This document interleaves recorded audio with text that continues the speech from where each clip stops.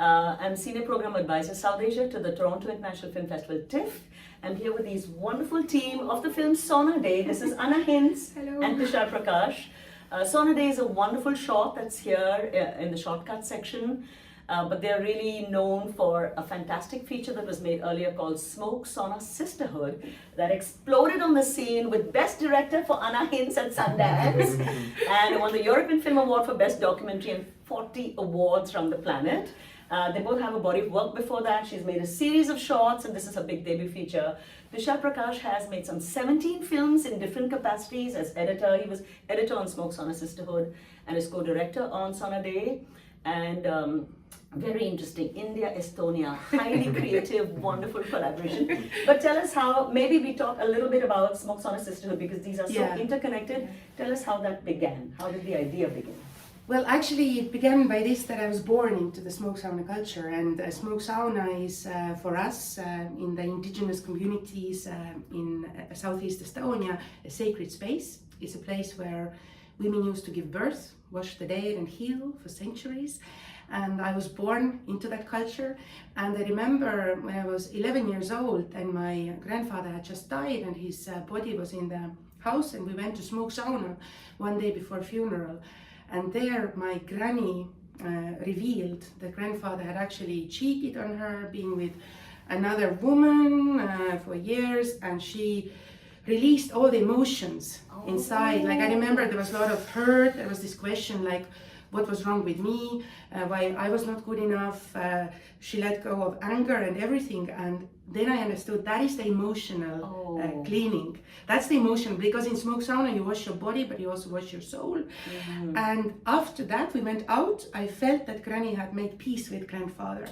So that next day we could bury him in peace. And that totally changed my life. I realized that wow, on this earth there is a safe space where absolutely all your emotions, all your experiences can be shared, can be heard. And when we give voice to our stories, then there is huge healing power in that. But while doing Smoke Sauna Sisterhood, the film, I did it 7 years.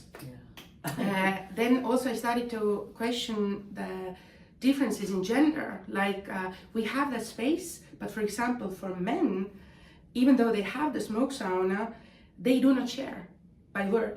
That is true. And so it's like all this pressure of these gender norms and how you have to be strong and you cannot let your emotions out, and what is the strength.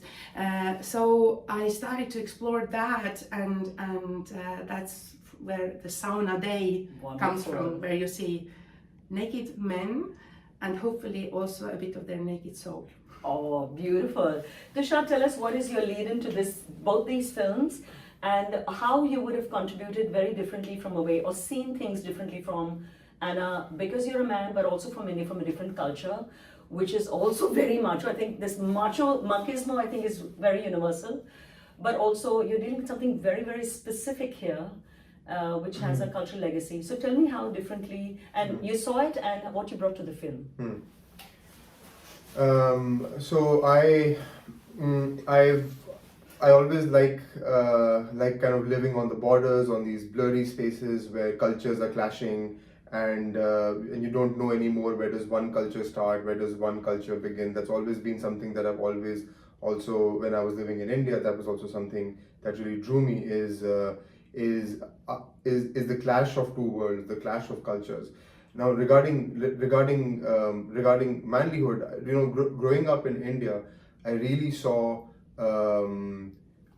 like the men from the 70s, the generation of the 70s, grew up in the 70s in this India that was very controlled at that time, really kind of battling their responsibilities, battling their emotions, really having to be these men who build this country, who build this society. You know, who have to come home to their families, who first go out and they battle this world, they battle this, try to get money for their family, then they come home and it's taken a toll on their very soul and on their very emotions. You know, I remember seeing seeing these men in my life, and they wore these battle wounds as a badge of honor, that this is us as men and we don't know how to communicate. And then you would see them when they drink alcohol, then all their emotions start flowing out and they cry and they weep over emotions and everything. And that really got me thinking. And then me, as I don't identify as a man anymore, I identify as non-binary. And why I did that is because seeing these men struggle like that under the weight of their own expectations from themselves and what they've seen from their grandfathers and their fathers, I realized that I don't want to carry that if that is manlyhood, I don't want to carry that within me. Sure. So that has always raised in me questions of what is manlyhood. In that way, I'm also very fascinated by men, because this question of what is a man, what's the burden of a man, what does a man have to do to conform to the society of what is required from him to be a man. Sure. So I'm very thrilled that I was able to explore this facet in Estonia as well, that I was able to, through this film, also participate in this, raise these questions. Also, I was able to see that these questions of manlyhood are not just limited to India; they are cross-cultural. Sure. And in Estonia, they have their own battle with this gender also. Sure. So through Sauna Day, that was what I was able to also bring from my own question about manlyhood. And yes, this film in its own way questions also this skin of what it is to be a man. Wow. And I think what I contribute in coming to this question of smoke sauna system, what I think was able to contribute was that not being an Estonian, being an outsider, I was able to, I think, help Anna in taking this really local story, that really local culture that she has. Yeah. But maybe I was able to bring in a bit like, what can we do that even somebody from India or Bangladesh can resonate with this. Sure. And I think how we did that is that it is essentially, first of all, it is a functional space of cleaning yourself. Yes. And that is something that's in every culture. It's in Islam, Hinduism, we have it everywhere. A space that is meant for cleaning. Yeah. And then that opens up higher spiritual ideas, but Yeah. a space that is functionally meant for cleaning. That's beautiful. I think I've had some very rare. In India, I'm not aware. There must be some spaces, but I'm not aware of them. But once I had, there's been a Turkish hammam bath for Frauen in Berlin, because I work with the Berlin Film Festival in some old shop of fabric factory, chocolate factory former, and I've never actually been. Just completely vulnerable in front of a complete bunch of strangers. These are not even people I know, but it really kind of lightened me up in a way. I can't explain. It's just something you feel in your skin. But these are very delicate things. I'm assuming you knew the men that were in the picture, because it's such a space of such intimacy. In general, are they we see only men in your film, this film. But I'm assuming, are they both genders in the same space, or is it separated? And I think what was really powerful to me about your film is really so much intimacy without words. The non-verbal communication totally got to me, and we do it all the time. We're always communicating, but we're not tuned into that. And your film was very delicately, with a lot of silence, paying attention meticulously, and not even making us notice it. You just let it be there and trusted our intelligence would get it. Tell us about this process, because it takes a real confidence not to point it out, and trust intelligence, and I think it's the journey of us as filmmakers, that how we start to trust ourselves more, then we also start to trust those silences and these different communications. But when I compare Sauna Day to Smoke Sauna Sisterhood, then in Smoke Sauna Sisterhood, women really got the space to open up and share through words, all the stories, deep traumas that they have suppressed. Now here, our task was how to capture the unsaid. So that was already like from the start, the direction, the line, like how to capture that and how to capture these stories that are not recorded. Right. These stories basically, it only exists and you can see it in that Sauna Day. Yeah. Because even in the community, it's a very, it's like a valley, all these men that you see there are locals, they're actually my relatives. And when these two men go out from Smoke Sauna, you know, It's very different. it's very different. It's like code switching, and that's also interesting It's for what, us. sorry? Code switching. Code switching. How we wow. switch, you know, like we wear these different social clothes. Yeah. And yeah. how to actually capture the queerness, and how to actually capture this this code switching and this role playing in a way, and capture this where on one hand the ritual, because in the smoke sauna what you see there also, it's, you know, traditional ritual of this beating yourself the other with this birch leaves is part of the cleansing ritual. So just to clarify, so there are we see on screen two men, a series of them, and then finally two men, and one of them is lying. They were all naked in the sauna. One is lying on that wooden bench, and the other is whipping him with a branch of birch leaves. Yes. I don't know, I kind of got the scent of it. It was so evocative and so sensory, like I kept feeling it on my skin. It was so, like, in that space. It was really beautifully shot. But he's literally whipping him. Yes. And for me, it was some kind of exorcism, very biblical. I don't know, it was very biblical. Like, I don't have access to these images. It's like, I don't know, Methuselah or Bethlehem or something like that. It seemed very ancient tradition.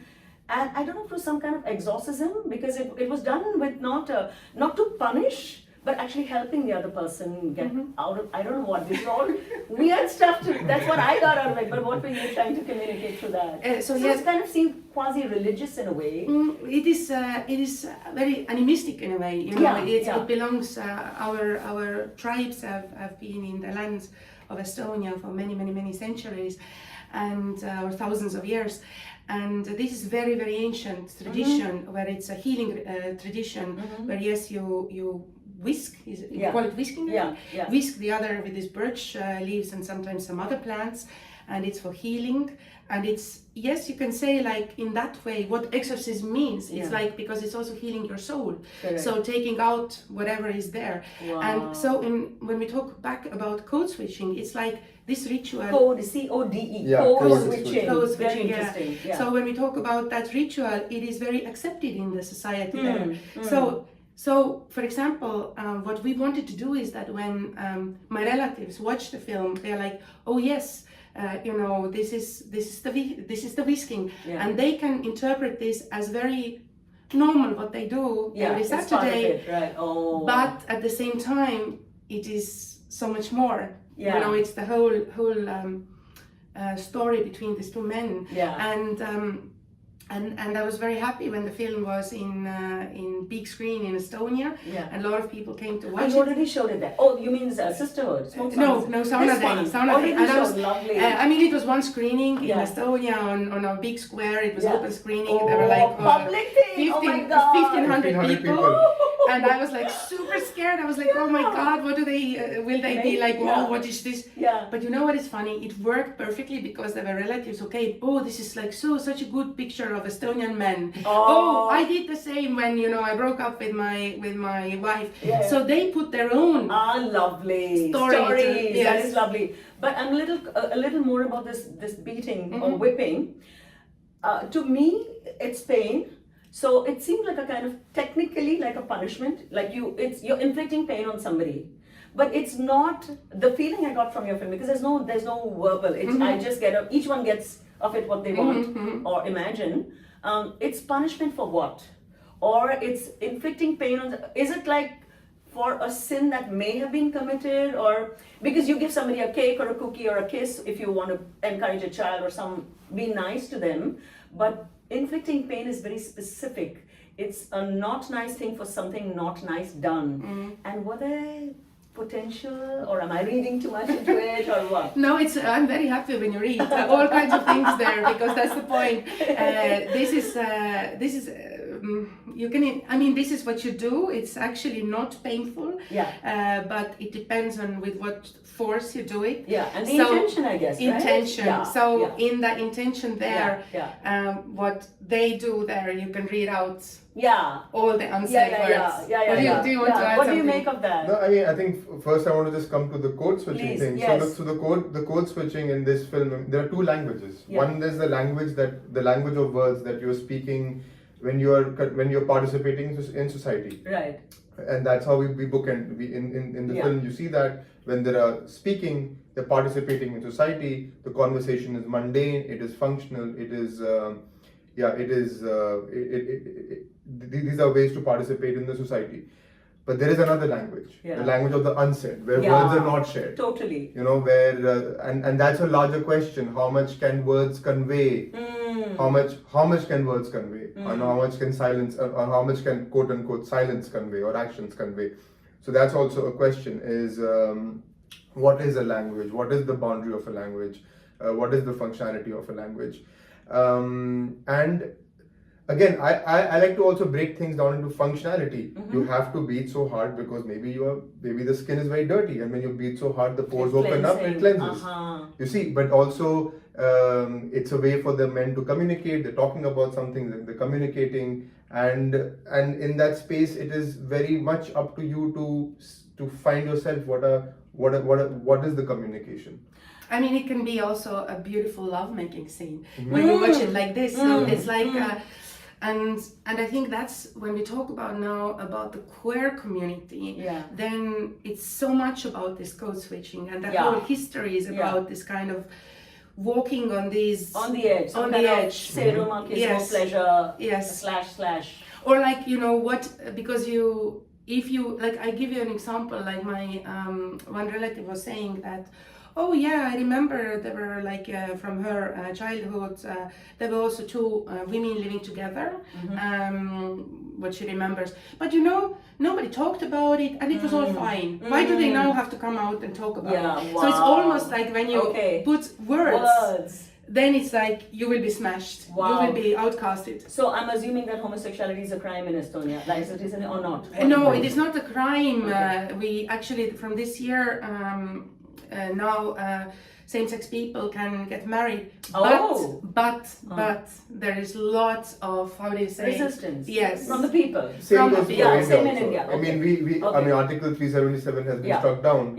But how much is the acceptance rate? And when we talk about like you know, traditional communities where these men belong, so in the southeast Estonia, then this tradition gives you the belonging, but also for belonging you have to be a certain way. Yes. And like, and when you lose that belonging, you lose almost everything. That's true. But you know, it was, I was wondering what it took you. You had in the sauna day, you had a male photographer? Yes. And in Smoke Sauna Sister, you had a female photographer? Not. I had the same photographer. I had the same cinematographer, Ants Tammik, and it was a man shooting women. It was a man, but again, when we talk about gender, it's a spectrum. No, that of course. But looking like a man. How, because it's how the women feel comfortable being so on. I mean, only not so, never doubted it at all. So actually, it's interesting because. My gosh! So she had a man shoot naked women in a room. Wow! For 7 Tell us years. how that happened. It happened like this. So I have a degree in photography, and I remember from one of the first classes, it was very clear when the professor came and said, you know what, you take out camera. Camera is never objective. If somebody wants to tell it's objective, it's such a bullshit. So it's always subjective. Camera always has a glance. So actually, my biggest challenge with the Smoke Sauna Sisterhood was like how to make sure that the glance is not through a man's gaze. Yes, exactly. And how to be sure that these women are not objectified. So for that, me and Ants I know from my course, and I mean it's another issue in Estonia. I think we have very few female DPs. Yeah, that of course, and so I was really, and I had to take someone from Estonia because of the budget things. And I was like, really, like, okay, what should I do? And then I understood that I should look for human sensitivity and a human being. So I was doing test with Ants, and first of all we went to Smoke Sauna, just me and him, and we were shooting on my body, you know, looking for the language. So like, and then we watched it, and when I felt like, yeah, it's safe, it's beautiful, then I showed it. I showed it to my Lord, because I felt that it's so important that they see how you became vulnerable, and that made them. Oh my God! And also, like, I wanted to show them how their bodies are being treated by our camera. and Wow. how they feel about Wow. it, and they all felt so good. Oh. They loved it, and really, I must say, Ans is amazing. Really Oh, what a amazing. compliment to him and Yes. to you, to both of you actually. Wonderful.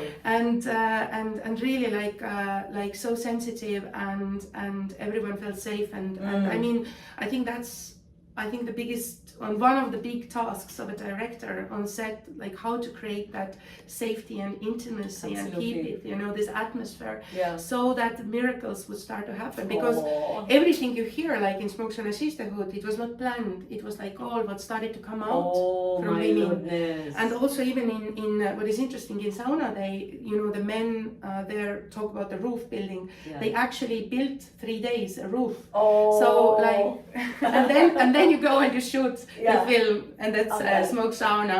As it's happening. Yes, and I mean, men talking about work is very classic. Yeah. Like it's so Yeah, yeah, classic in yeah. Estonia. It's almost like, Yeah. what are they really talking about? Yeah. What is that roof? Yeah. So it became Yeah. like a symbol. Yeah, yeah. But tell me if you were concerned about, so it's not illegal, but it's more the social sanction about Yes. fairness. Were you concerned that once it was shot, I'm sure, like if there might be legal implications, or you would be harming unintentionally your characters later, or as a result of making it and this public screen? So what were your concerns, and how did you address them for both of you? Well, first of all, it's a mixture between actors and non-actors. So two men are actors. Okay. So that was already Wow. for safety. Okay. Because even though The two that we see in the end. Yes, Okay. They are actors, even Okay. though one is from the community, Okay. and we actually were shooting in his farm. Okay. And so that was actually for protection also, Yeah. because when I asked first from the community, from Yeah. the queer community, Yeah. nobody was Willing agreeing, to. yes, because of their own Sure. safety. Sure. So I understood that, okay, we have to take actors, and then we have the non-actors, and Oh, this is docufiction in its Yes, extreme. Wonderful. yes. And I love it. So So some of them were non-actors. but yes, the all main the two others, guys are the yes, actors. all the Oh, others this were is non-actors. wonderful. Yes, all the Wonderful. others were non-actors. Okay. But the main two are actors, and it's also a shield for people. Sure. Through that, Sure. other people can watch, and hopefully, I really hope empathy can rise. Absolutely. Yeah. Also, the docufiction element was important because we did not want the film to look like some foreign thing has Correct, come correct, correct. and imposed into this thing, like we're making it look foreign, or it looks foreign, or it looks Yeah. artificial. That was very important for us, that it has to it has to be From and the look, inside. it has to look from within the community. Correct. And to make it look like it's from the community, it has to be within the community. And that was a process of how to work with the non-actors, how to even tell them what the film is about, and the process of how the actors became part with the non-actors. For that, the roof building was a very important exercise. Roof building, sauna going, Yeah, hanging give us a out. little reference to the roof pick, because people may not have seen the film. The reference to So the roof. essentially, the conversation that they're having, that the words that are being shared, is about the process of roof building, or it appears as if they're doing a sauna right after a hard day's work of building the roof. Yeah. And to really, and for that, as Anna had mentioned, that we spent 3 days in building that roof, for them to really have a genuine conversation, my. Wow. to feel connected, and that, and I think that because with non-actors it is so sensitive that if there is a foreigner in it, it will clearly appear that this person is not from the community. So to really break those barriers, to really make that unit as one, Wow. we did do the roof building, as Anna had Fantastic. mentioned, to make Fantastic. it one. Okay, now I have to ask, what is this interesting story? Like, how does a guy from India land up in Estonia, but he studied in Poland, studied film, all kinds of very exciting. We need to know. Tell all, please. Well, my story has been always that in India, I've always, even when I was growing up in India, I always felt I've always been an outsider. You grew up in UP. I grew up in Delhi. specifically? I grew In Delhi. up in Delhi. I grew up in Delhi. I went to a very elite school in Delhi. Grew up in South Delhi, very elite neighborhood. Went to a very elite school, but But my family was not of that strata. My father worked very hard to send me to all these schools and this community. And I really grew up with, I really grew up with my grandparents and with the stories of my great grandfather. Who came from where? My family originally came from Mawana, which is next Mawana? to Meerut. Okay. And So UP. UP, yeah, yes, yeah. UP. But so I really grew up with a lot of history in my house, a lot Very of nice. stories. So that always made me a bit of an outsider, also in my generation, let's say, or at least in the community that I was growing up in, because I was fascinated by stories that were not being that were not being talked about Sure. with the kids that I was growing up Sure. with. So that always made me into an outsider, and then to kind of find myself, I really kind of broke the barriers of what my strata was doing, going to rough neighborhoods of Delhi, seeking Indian classical music, seeking literature that could just not be accessed in the normal libraries of Delhi. Anyways, so all this journey took me to Poland, where I truly could kind You of. went to study film there? At Łódź Film School in Poland, and I was the first Indian student there as well. So I had to learn Polish to basically go there. Too exciting. But what happens is that you go there, yes, you spend 4 to 5 years, you make amazing friends from all over the world. There's a deep love of cinema. Cinema is talked about in a way where you just don't, where I just did not have access to back in India.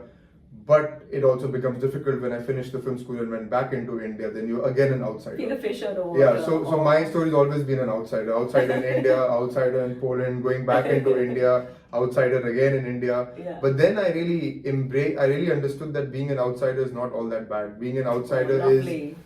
it always makes you, you can always look at things from a different perspective. You can raise questions that people from the inside might not be raising. Sure. You know, and now also studying cultural studies and folklore in universities and my master's.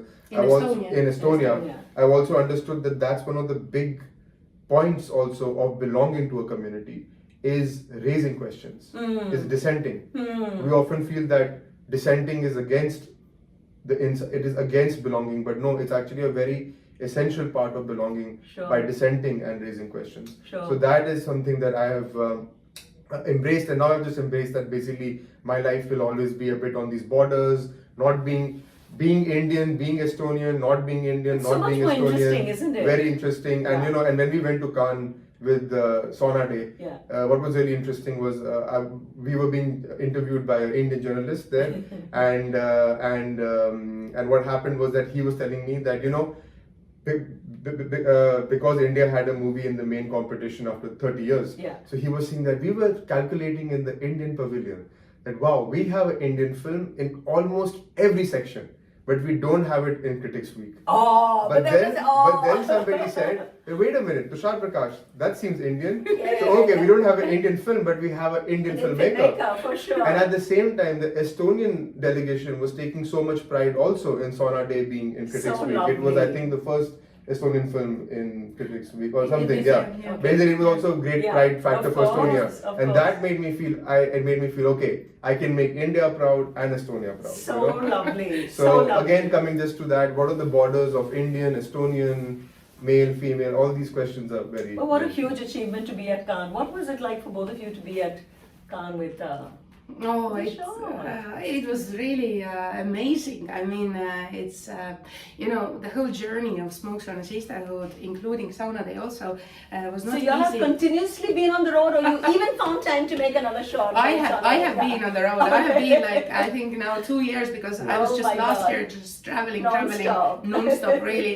Like just I was counting from October till Christmas. I Yeah. was in 18 different countries several times. You have frequent flyer miles going to the sky. Yes, my footprint. And carbon footprint. is for Yeah, I have a lot of trees to Make plant. up for. Yes, absolutely. That's Wow. important. But yeah, when I started the smoke sauna journeys, Yeah. then in the beginning in Estonia, there was rejection. You know, when I asked money first, there was rejection, and there were like comments like, oh, like who's gonna watch it? Who cares? You know, it's so local. Smoke sauna. It will never be visual. You know, such a small dark room. And I was like, it's so visual. No, it will not be. Women talking. Who cares? And all these kind of things. And what is funny is that I think it has been a journey also for Estonia to understand that something local can be universal. Yeah, so absolutely. like actually those first rejection comments that I got from the fund in Estonia when I got the best directing award in Sundance, then later the jury came to talk to me and they congratulated me, and they were the same points that in the beginning I was rejected for. Oh. So and I realized that because of our traumatic history, there has been there has been Soviet occupation for 50 years and slavery before that for several centuries. Germany you say, different. Well. We have had Sweden, we have Denmark, German, Russia. Okay. So like so basically all my four ancestors they were slaves. They were owned by landlords, and so all the trauma has created this kind of low self-esteem, or not believing that something from your own culture that can be actually powerful. There is a lot of shame that we still have to go and wash off in smoke sauna. Oh my, wow. And this is this continues to me interesting, and I want to point out that also Sauna Day is not in Estonian language, but actually it is in our local indigenous Võro Seto language, and it is from Southeast Estonia, where my roots are, and it becomes a political act because that language was suppressed, and that language had also was shamed. So it's like many things emerging through this. Yes. How fantastic is that? But I still want to come back to your story. How did you meet? And you also made this a film in India, Weight of Light. What a poetic title. Yes, Tell us how you a met. short film that came out this year also in Tampere, and now is traveling the world. But we actually met in Luxembourg in a film workshop 8 years ago. Okay. And it was very, very interesting. I had been in a monastery in Thailand. In Thailand. In Thailand. You guys are like galactic. I was doing a silence retreat for 26 days with my mother. Wow. Because we have had some turbulent relationship with mother, and it was like when I went to this workshop, Yave workshop, it's for producers mainly, but also with their projects. Yeah.